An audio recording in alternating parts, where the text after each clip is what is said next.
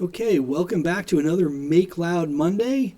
This week we're going to be doing another episode of The Sounds of Loud, which is a series where I talk about the gear and recording techniques and software that I use for some of the tracks that I release. But this week we're going to do something a little different. Instead of focusing on a track that I've released, we're going to focus on a track that didn't make the cut. And this is probably a situation that you might be familiar with. If you're a songwriter, you record the tracks, you've got the lyrics, you've got the composition together, you've done some mixing, and you just can't get the song to where you want it to be. There's something about it, there's a fatal flaw, or perhaps several fatal flaws, you just can't figure out how to resolve. And that's a pretty accurate description of where this song was. I've enjoyed, I really like the melody, I like the lyrical content, but I knew it wasn't where it was ready to be when I was releasing the album All You Need Is Loud earlier this year. So this was one of the songs that was the last one kind of culled from that herd and put into a holding pattern. And now, earlier this week, I kind of went back and said, let's give it another try. And so what I want to do today is I want to share with you what the process is for, the process that I follow for doing that, for resurrecting a song that just needed some time, or needed for me to develop some new skills and techniques and tricks to be able to get it to where it needed to be. So without further ado, we're going to flip on over here to the Studio One session, and let's take a look. So the song, when I opened up the track, when I opened up the file in Studio One, it was not in this state. The first thing that I needed to do was to start to make the track the way it was, which had things in a different order, using different color schemes. I wanted to make it match the template that I've evolved. And this is not necessarily the template that you should follow or any other person should follow, but it's the template that I follow. And so I expect to see my guitar tracks in yellow up at the top, and my bass tracks in green right below, and my drum tracks in blue at the bottom, and kind of everything else mixed in underneath. And so that was what I did. I went through, I organized, I moved the tracks around. I kind of got consistent about how they were named and labeled, got the colors to where I wanted them to be. And then one of the other things I did was I used these folders here. And I'll open up the mix panel so you can see one of the real benefits of this. So obviously there's a lot of mix channels open here. But if I'm not currently working on guitars and I collapse this folder, you can see how it collapses it down to this bus track. So I don't have to see any of those underlying tracks. And the same thing, if I'm working in this space here and I'm just focusing on bass tracks, I can close out everything else. And now I've got lots of screen real estate to focus on those bass tracks if I want to. So let's go back to the mix view. And once I had the folders set up the way I wanted to set up, I kind of match the folder structure with buses for each of those instrument groups. So I have a bus for bass tracks, I have a bus for vocal tracks, I have a bus for drum tracks. And then I also have over here at the far end, what's called a VCA, which I believe stands for voltage control adapter. But this is basically my master volume. So if I move this slider up and down, it will move anything that says master vol in this little spot here is controlled by this. So all of my bus tracks, and then I'll talk a little bit in a few minutes about the effects channels that I put. So this is just a way for me to quickly control if the whole mix needs to be louder. So if I'm crashing into the limiter, if I'm getting clipping, for whatever reason, if it's just too loud and the whole thing needs to be turned down, I can control it that way. But if I need to start thinking about like an individual guitar track, then I can open up that folder and I have control over, specific instruments and specific channels within that. So I went through and did that process. I created the buses and the VCA. And then the next thing that I had to do, and this is like, as you can tell, I haven't changed anything about the song. I'm just getting it ready for me to work on. So the next thing was to start thinking about how could I map the structure of the song. And I've said before that many times the songs that I write are just going to be two parts, verse and chorus. Very, very straightforward. This song is probably one of the more complex compositions that I've ever done. So it has a verse, and then a refrain, then an instrumental bridge part, then a pre-chorus with some, kind of dropouts in it, then the chorus, then we're back into another bridge, and then into the verse again. So a lot of changes in the overall dynamics of the song. So I use this arranger track here up at the top to label them all, and then I use different colors so I can quickly identify, okay, there's 3 chorus sections, here they all are. What instruments are corresponding with that? So I have this crunch channel, this distorted guitar, so that drops out consistently in all the choruses, but I can see it's present in all of the bridge sections. And it's just a quick way to make sure that I've got the song properly balanced and the pieces are where they ought to be and so forth. So I put together the arranger track, and that was really the work of getting ready to work, the sharpening the axe, if you will. And now, then it was time to start thinking about, all right, what are the problems or the challenges that existed within this song? And one of them, and I'm gonna let you hear a little bit of the song, is that the song itself, the vocal is very much, the whole song is kind of laid back and chill, and it's very loose rhythmically, and so the vocals had a tendency to get sort of muddied down in the mix, and they weren't really clear. And this song is very much driven by the lyrical content, because there's some humor in there, if I dare say so myself. So here, let me cue it up here, and then let's go ahead and listen a little bit. I'm going to put my headphones on so I can listen along with. Here we go.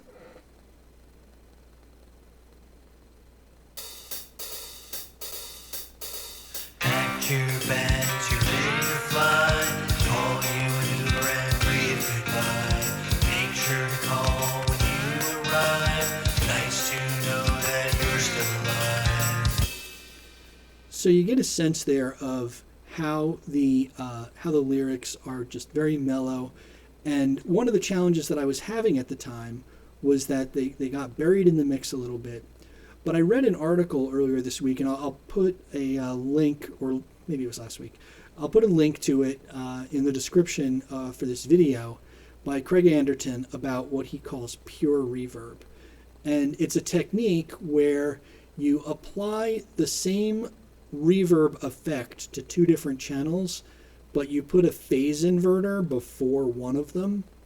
And what that ends up doing is it ends up pulling all the dry signal out. So even when you set your reverb mix all the way to 100% wet, there's still some dry signal in there. There's still some vestiges of that.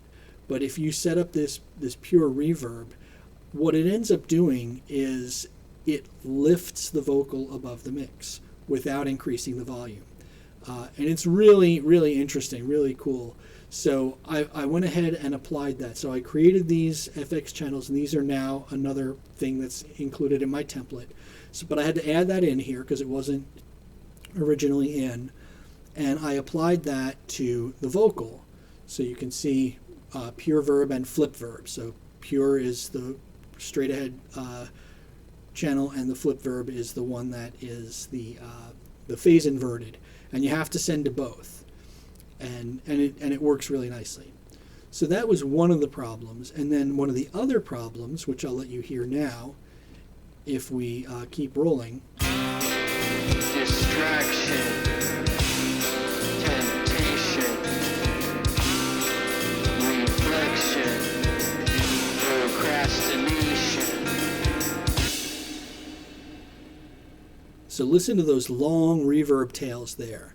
But when I had that originally set up, it was getting very muddy. It was interfering with those, even though those phrases are very short, when you elongate that procrastination, by the time you got to crass, it was the reverb was interfering with the pro was interfering with the enunciation of the other syllables.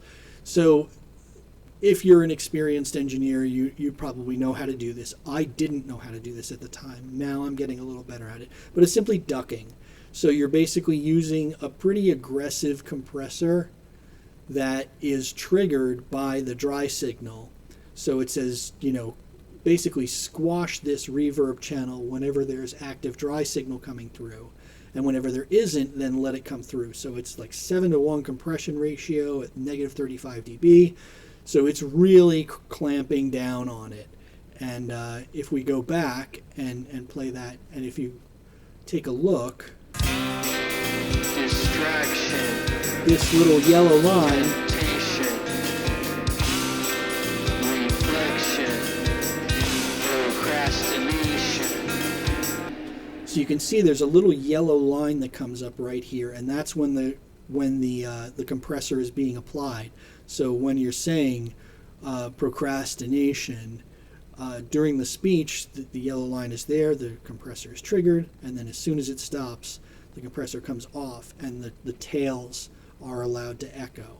So it kind of gives this, ethereal, and it's sort of like to be the voices on either shoulder that's trying to tempt me to making more bad decisions. So those were kind of two of the tricks that I went ahead and added in. Those two, the ducking reverb and the pure reverb. So the next thing that I wanted to do, when this song was originally recorded, I did not have these MIDI drums. All I had, and we'll listen from the beginning, was this kind of almost like a Pack your bags, you're ready to fly. it's like a tambourine or a little shaker of some kind. Call you an Uber and wave goodbye. Make sure to call when you arrive. Nice to know that you're still alive. Distraction. So I just added a pretty standard hi-hat shuffle to that. But the challenge was, so when I recorded this, I was doing all my drums using the Digitech S-Drum pedal, and I would set up one pattern and just let it run through the whole song. The pedal itself does allow you to switch between different modes, but I lacked the coordination and imagination at the time to do that. Now, if you watch my Drummies for Dummies video, I'll put a link to that also, you can see that as I do my MIDI drums, I'll use the arranger track and I'll put in different drum parts. And that's pretty much what I did here. So if we look at it in edit view, you can see that in the beginning, we start out with just the hi-hat, then we bring in a couple other percussion instruments, so we've got just a little, kind of timed tap. And you can see we're behind the beat here, just sort of emphasizing that slow rolling gait to this song. We've got a little bit of a pulse, ba-dum, ba-dum, ba-dum, for the kick drum, and we add that in, and that's really all we add for a little while, and then we kind of get to a place where we're adding some cymbal crashes, and then as we get into our chorus section here in the 30s, then we add some stabs with the tom drums. And then when we get even farther into the song, down here into our solo section, we go to a completely different feel. So let's listen to that, because this was another part of the song that needed to be fixed. And I'll go into that in a minute. So here we are. We'll start in the bridge right at the beginning of it.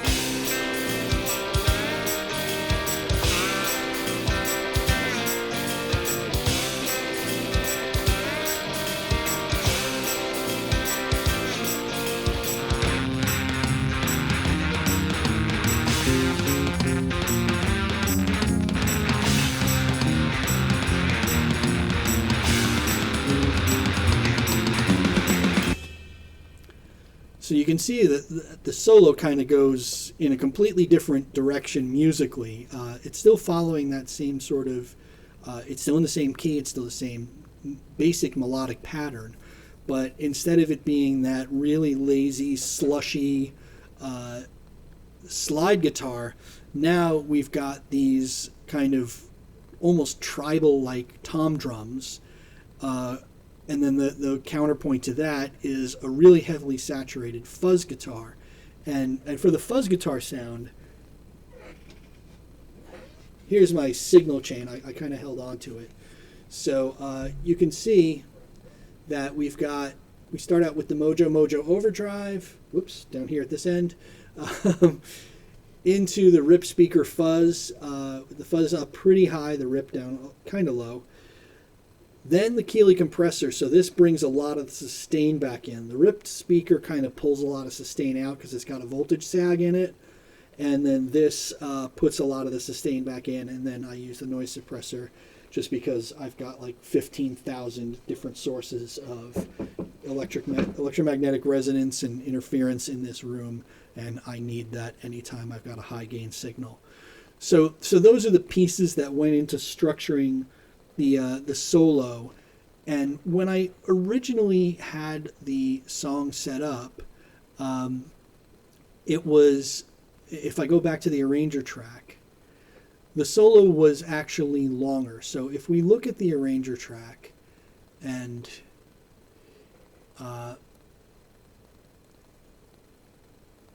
you can see that it's currently 8 bars. Hopefully you can see that little hover state. But it was 12 bars, which was basically three measures of the song, or three repeats of the pattern. And 3 is just a weird number. It just didn't work. And I tried it 100 different ways with many different instruments, and really the smart thing to do was to just cut a third of it out, which is exactly what I did. So by doing that, then that meandering bass didn't spend too much time meandering, and the overdriven, the fuzz sound guitar didn't get to a point where it was just repetitive or annoying, or you lost track of what was happening in the song. And then you're right back into it.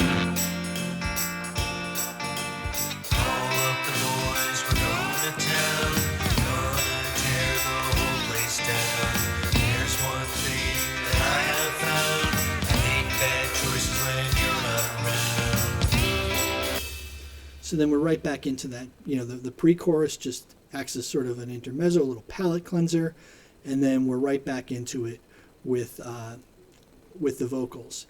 And then kind of the last problem that I felt like I really needed to solve with this was applying pitch correction. And, I apply pitch correction a lot because I'm not particularly skilled as a singer. But in this case, it was less about being exactly on pitch, because as you can tell, the song is very rhythmically loose. It's kind of a little all over the place in timing. In fact, I may have to tighten that up a little bit. And it wasn't necessarily so important to be exactly on the money in this E flat note here, or this B flat note over here, or this C. But by getting them to be the same, since I double all my vocal tracks, so this is the left channel, and that's the right channel. So you can see they're not exactly the same. There's a little bit of a step up here from the D to an E flat. But overall, what it ends up doing is it ends up giving the vocal track a little bit more resonance, and again, a lot more clarity. So that was what I was able to do by applying pitch correction here. It was not about getting everything to be right on the money. It was more about getting the doubled vocal tracks, the left channel and the right channel, to be very, very similar to the point where they weren't discordant or fighting with each other, and instead reinforcing each other in a way that promoted clarity. So that's pretty much all the tricks that I did here. And you can kind of hear, I've played some of the key parts of the song. We'll play a little bit more of it.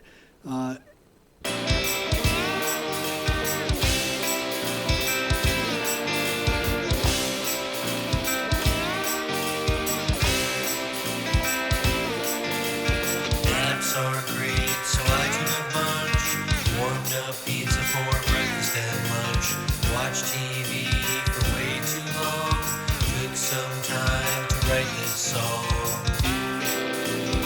attraction, temptation, reflection, procrastination. So there, I think that hopefully kind of gives you an overall illustration of how the vocal clarity, the different drum parts, using the reverb, letting the tails play out, led to a much richer sound, a much clearer sound, and that's what this is going to end up being. So that's pretty much it for today. I hope that you've enjoyed the content. If you did, leave a like. I would love to hear your comments. Please leave comments. I love comments. I respond to all of them. If that annoys you in the comment, tell me not to reply, and I won't. Anyway, and that, like I said, this is I appreciate that you spend the time, and please do consider subscribing. There's fresh content every week, and until we meet again, take it easy, and we'll see you soon.